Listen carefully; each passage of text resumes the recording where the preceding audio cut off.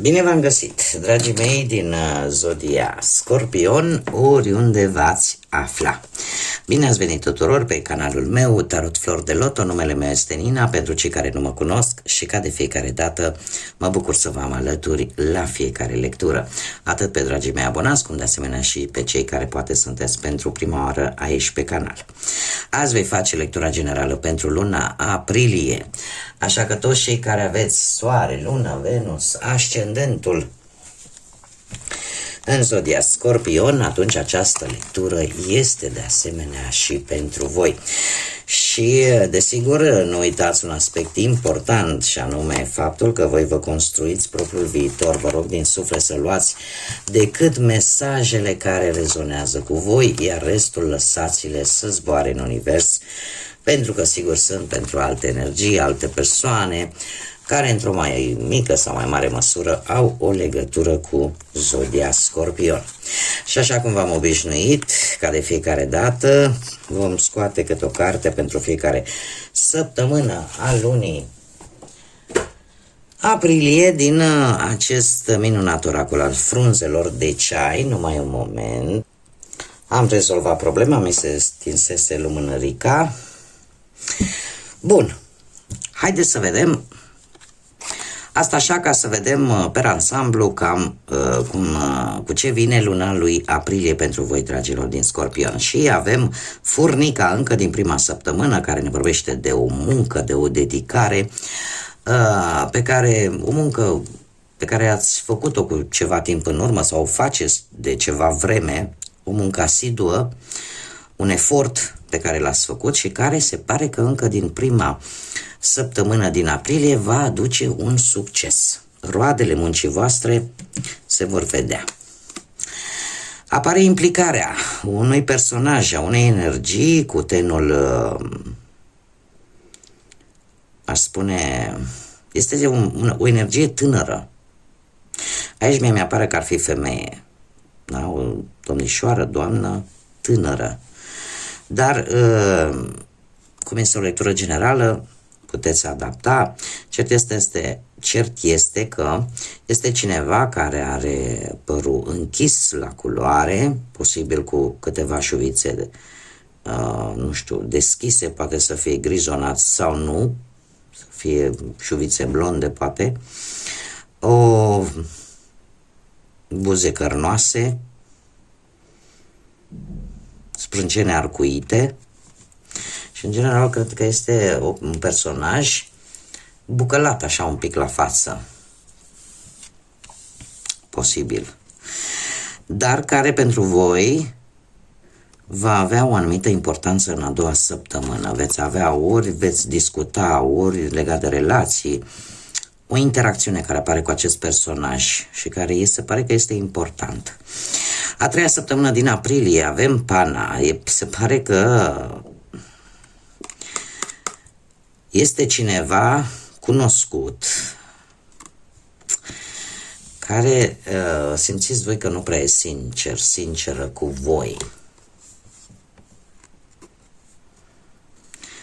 Este cineva pe care voi îl cunoașteți sau o cunoașteți foarte bine. Și avem Halba, care ne vorbește de o celebrare. Dragilor, sfârșitul lui aprilie vine cu motive de bucurie, motive de celebrare, ceva important. Poate că și faptul că voi vă veți da seama că cineva nu e tocmai sincer cu voi, lucrul ăsta vă poate ajuta să rezolvați poate chiar o anumită problemă. Haideți să vedem ce ne spune tarotul pentru dragii mei din Scorpion în luna aprilie, în ceea ce privește viața profesională, financiară sau sentimentală. Ce vine pentru dragii mei din Scorpion în luna lui aprilie? Haideți să vedem. Dragilor, voi ați dus așa, v-ați lăsat ghidați de intuiție încă de la începutul anului și toată această Și au fost lucruri pe care le-ați ținut pentru voi. În ceea ce privește partea asta carierei. Eu aș spune că ați avut parte de invidii, de bârfe, dar cumva ați știut poate să nu răspundeți, sau chiar dacă ați răspuns, nu ați răspuns într-o manieră care să vă facă vouă rău. Ați răspuns într-o manieră intuitivă, înțeleaptă. De ce? Pentru că voi aveați planurile voastre bine puse la punct, care le-ați ținut pentru voi și nu prea ați răspuns voi la toate aceste bârfe, la toate aceste invidii. În prezent sunteți în fața unei noi oportunități, unei noi șanse care să vă scoată adevăratul vostru potențial în ceea ce privește cariera. Se pare că chiar în acest moment aveți parte de o mișcare promițătoare sau de o nouă responsabilitate, da? În general sunt vești bune și e posibil ca unii dintre voi chiar să puteți obține un job cu o activitate nouă. Luna lui aprilie vine cu lucruri mai repede decât vă așteptați voi. Cu prosperitate vine, dragilor, și cu faptul că veți face mari progrese în ceea ce privește viața voastră profesională. Posibil, nu știu, să fiți avansați sau există cineva în mediul ăsta profesional, cineva mai în vârstă decât voi, care va juca un rol important în viața voastră profesională, da? E posibil chiar să găsiți un job cu ajutorul unei femei în primă fază, care să aibă sau nu legături cu zodiile de Pământ, Taur, Fecioară sau Capricorn. Dar, din punct de vedere profesional, per total, lucrurile se vor rezolva mai repede decât v-ați fi așteptat voi. Ca și date posibile, importante pentru voi pe planul carierei, avem data de 10, data de 9 și data de 21 sau 12. Mergem mai departe, haideți să vedem cu banii.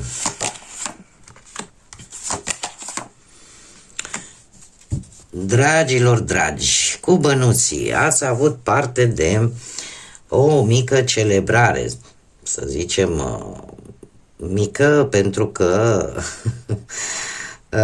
aș zice mai degrabă a fost un fel de reuniune în care voi ați celebrat ceva. Ați celebrat un succes. Și eu aș spune că partea asta financiară a fost destul de mulțumitoare. Ați cam cheltuit în ultima perioadă pentru bunăstarea voastră personală, dar nu ați exagerat.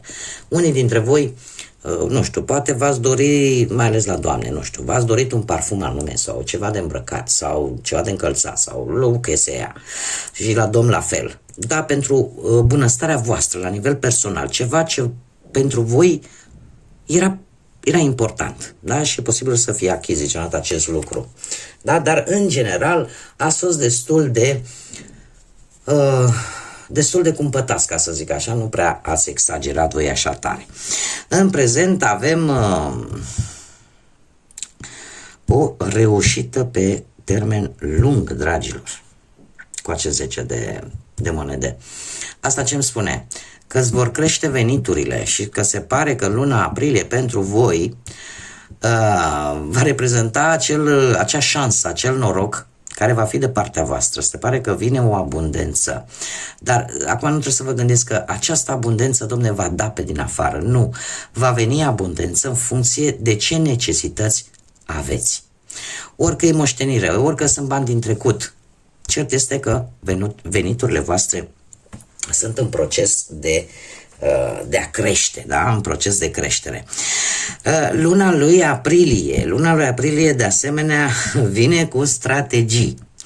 Vine cu strategii și chiar vreau să văd, da, vine cu o strategie, veți fi așa foarte subtili, aveți un plan bine pus la punct în ceea ce privește partea asta a banilor, nu veți paria pe lucruri care nu merită, nu veți investi în lucruri care nu merită și de multe ori, chiar dacă veți lua decizii destul de dificile, voi aveți un plan, aveți o strategie și acționați, ca să zic așa, în liniște, fără să creați multă vâlvă, dar lucrul ăsta vă va aduce reușite, dragii mei, către sfârșitul lui aprilie, cu acest 6 de bâte. Și vă veți bucura că planul va ieși așa cum vi l-ați planificat voi.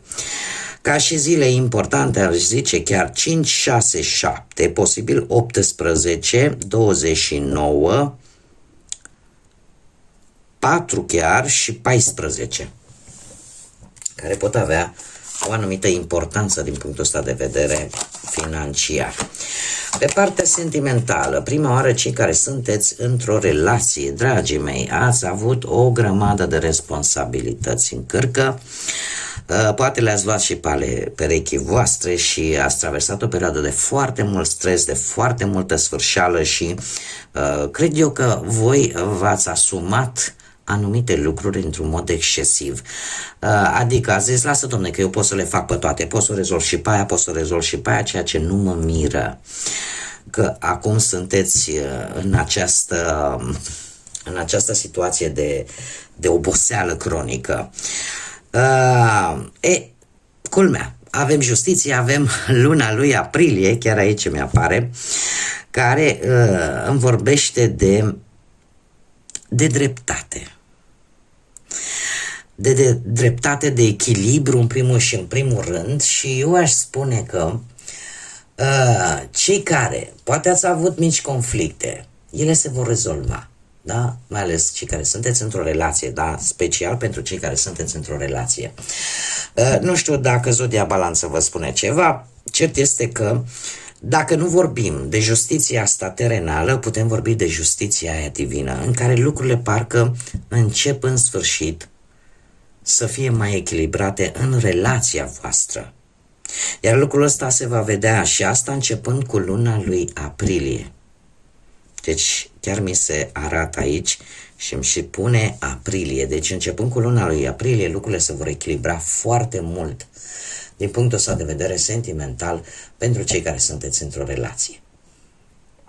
Da, cumva se vor, chiar dacă anumite situații care tot ați încercat voi să le rezolvați, în același timp pe toate, da, ele vor intra pe un făgaș cât mai lent, fără grabă, fără să te mai agiți atât de tare, da, și fără stres.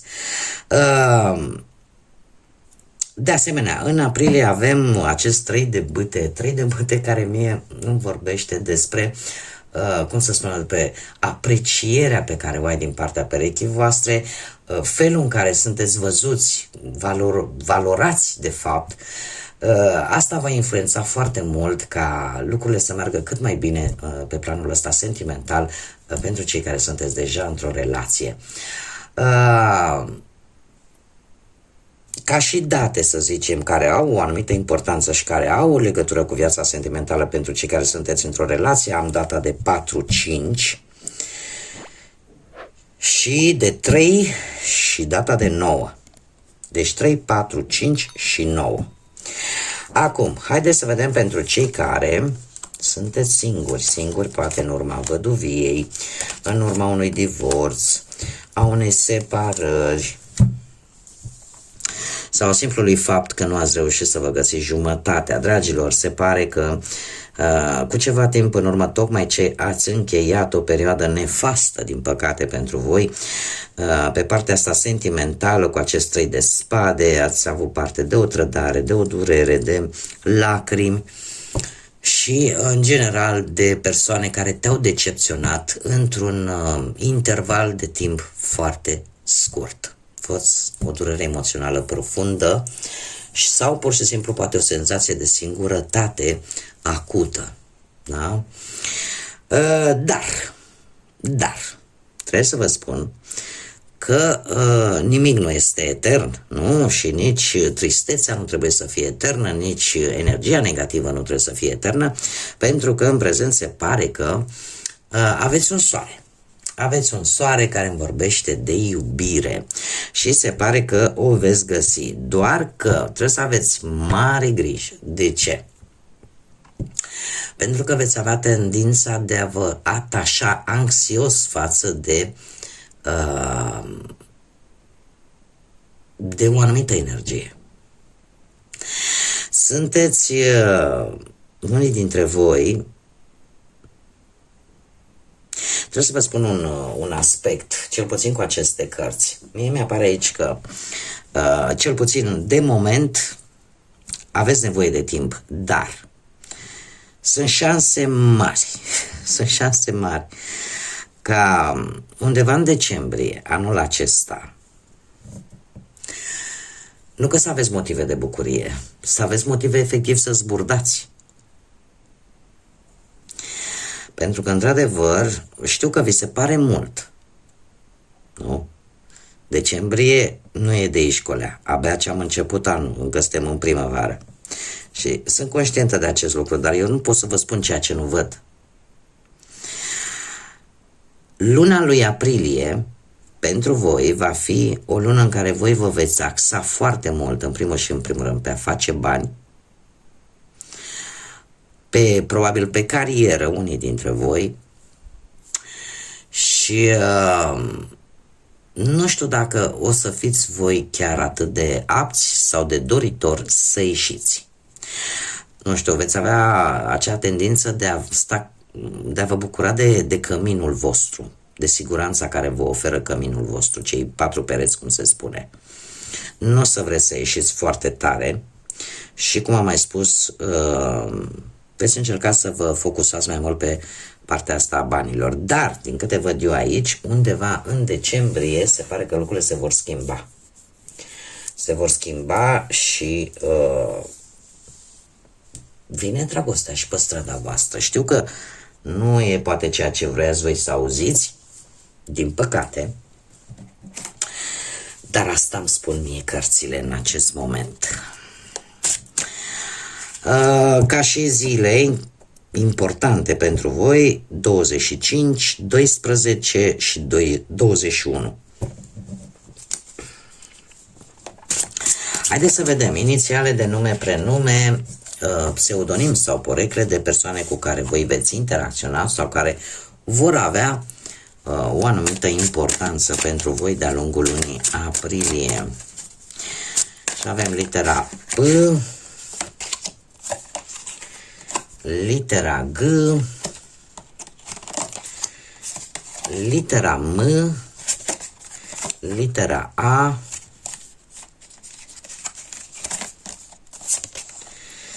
litera Z, litera F, litera X și litera S. Ca și zodii, în afară de cele pe care vi le-am enunțat de-a lungul lecturii, avem zodii de apă, la fel ca și voi, Rac, Pești, Scorpion, care zice că predomină. Zodii de aer, Gemeni, Balanță, Vărsător și, mai puțin este adevărat, dar nu e imposibil, zodii de foc. Berbec, Leu, Săgetător. Haideți să vedem ce ne spun și zarurile astrologice, dragii mei, ce mesaj au pentru voi, dragilor din Scorpion, pentru luna aprilie. Un mesaj, te rog. Dragilor, avem un soare, casa 12 și zodia Săgetător. Ce înseamnă asta? Casa 12 reprezintă acel ceva superior, care preia controlul cumva. Ceea ce tu nu poți vedea foarte clar, acele situații, acele lucruri care se întâmplă oarecum fără ca tu să poți interveni. E ca și cum ai zice, e casa care reprezintă soarta, destinul. Da? Acele situații în care nu ai practic foarte multă putere. Cumva trebuie să te lași un pic purtat de val. Dar culmea că divinitatea, universul, cine vreți voi, are pregătit pentru voi ceva atât de frumos, atât de fain, încât nu știu dacă are legătură neapărat cu zodia Săgetător, dar energia acestei zodii ne vorbește de entuziasm, de sete de aventură, de orizonturi care se deschid către voi și care vă luminează viața. Soarele ne vorbește de identitatea ta, de partea voastră cea mai luminată, de potențialul vostru pe care voi îl aveți. Se pare că vei reuși ceva important pentru voi în urma unor evenimente la care tu nu vei avea niciun fel de control. Da? Pentru că, de ce? Ceva superior preia controlul. Dar pentru voi lucrul ăsta va veni cu ceva benefic. Da? Cumva pentru unii dintre voi va deveni realitate o anumită situație, un anumit plan pe care voi îl aveți de ceva vreme în cap, dar pe care nu l-ați putut pune în aplicare până în acest moment. Iar tocmai această schimbare care vine în viața voastră, cum am mai spus, vă crește așa, acea sete de aventură, de cunoaștere, da? Și cumva veți fi un pic mai impulsivi, aș zice. O să fiți voi un pic așa mai, nu să prea aveți voi chef așa să ascultați și de restul lumii sau să ascultați regulile altora, dar și mai ales nu o să vă placă foarte mult rutina. Așa că totuși controlați-vă această impulsivitate cu care vine săgetătorul. O să fiți așa un pic mai mufluzi, mai ursuzi așa. Dar din asta, să zicem, ar fi un pic partea negativă. E posibil să apară anumite personaje care să aibă legătură cu zodia Săgetător, care pe voi să vă cam enerveze și să nu aveți așa niciun fel de chef să ascultați, dar totuși ați face bine să o faceți. Da? Să ascultați opinia, părerea sau ce are de spus respectiva persoană. Asta așa ca o parte mai puțin plăcută, ca să zic așa, dar per total vreau să spun că lucruri care se schimbă, unde o să te și miri și o să spui, dar chiar nu m-am gândit sau n-am făcut nimic ca să se întâmple acest lucru, da? Când se întâmplă ceva pozitiv. Dar de fapt asta este cealaltă față a monedei, dragilor. Așa că de ce nu? De ce să nu răsară un soare și pe strada voastră? Haideți să vedem și ce mesaj are Universul pentru voi, dragii mei, din Scorpion. S-a și întors și am impresia că sunt două. Oh, ce interesant. Haideți să vedem. Se pare că timpul tău sosește. Tot ceea ce va veni pentru tine, Universul ți-l aduce la jumătatea drumului. Cealaltă jumătate trebuie să o faceți voi.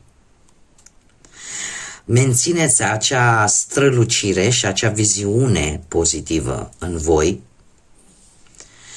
și alungă-ți temerile, alungă-ți fricile și toate nesiguranțele tale și care consider tu că îți stă în drum.